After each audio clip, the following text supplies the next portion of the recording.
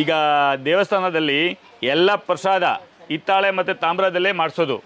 ಅದಕ್ಕೆ ಯಾಕೆ ಮಾಡ್ತಾರಂತೆ, ಇದೆಲ್ಲ ಪವಿತ್ರ, ಇದರಲ್ಲಿ ಗುಣ ಇದೆ.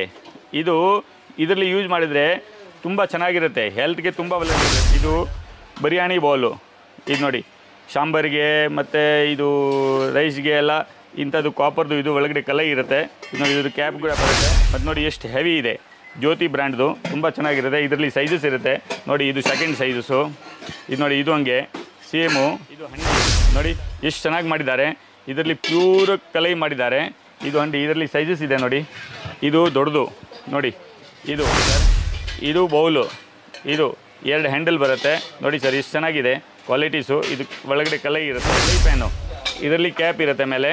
ಇದು ಫ್ರೈ ಪ್ಯಾನು, ಇದು ತುಂಬ ಚೆನ್ನಾಗಿರುತ್ತೆ, ಒಳ್ಳೆ ಕ್ವಾಲಿಟಿ. ಶಾವಿಗೆ ಮಷೀನು, ನಾವು ಹಳೆ ಕಾಲದಲ್ಲಿ ನಮ್ಮ ಪೂರ್ವಜರು ಇಂಥದ್ದು ಹಿತ್ತಾಳೆ ಸಾಮಾನು ಮತ್ತು ತಾಮ್ರ ಸಾಮಾನು ಮನೆಯಲ್ಲಿ ಯೂಸ್ ಮಾಡ್ತಾಯಿದ್ರು. ಮನೆಯಲ್ಲಿ ಯೂಸ್ ಆಗುವಂಥದ್ದು ಐಟಮ್ಸು ನಾವೆಲ್ಲ ನಮ್ಮ ಸಂಸ್ಕೃತಿನ ಮರ್ತು ಬಿಟ್ಟಿದ್ದೀನಿ. ಯಾಕಂದರೆ ಹಳೆ ಕಾಲದಲ್ಲಿ ನಮ್ಮ ಪೂರ್ವಜರು ಎಲ್ಲ ಇದೇ ಯೂಸ್ ಮಾಡ್ತಾಯಿದ್ರು. ನಾವು ಎಲ್ಲ ಇದನ್ನು ಉಳಿಸ್ಬೇಕು. ಇದನ್ನು ಯೂಸ್ ಮಾಡಿದರೆ ಯಾವ ರೋಗನೂ ಬರೋಲ್ಲ, ಯಾವ ಕಾಯಿಲೆನೂ ಬರೋಲ್ಲ. ಈಗ ಶುಗರು, BP ಇದೆಲ್ಲ ಬರೋದು ಕಾರಣ ಏನಿದೆ ಅಂದರೆ ಸ್ಟೀಲು, ಅಲ್ಯೂಮಿನಿಯಮ್, ಇಂಡಾಲಿಯಮ್ ಎಲ್ಲ ಯೂಸ್ ಮಾಡೋದಿಲ್ಲ. ಅದು ತುಂಬ ಡೇಂಜರ್ಸು. ನೀವು ಇದು ಎಲ್ಲ ನಮ್ಮ ಪೂರ್ವಜರು ಇದರಲ್ಲೇ ಯೂಸ್ ಮಾಡ್ತಾಯಿದ್ರು. ಅಡುಗೆಯಲ್ಲಿ ಎಲ್ಲ ಅಡುಗೆ ಸಾಮಾನು ಇಂಥದ್ದೇ ಯೂಸ್ ಮಾಡ್ತಾಯಿದ್ರು.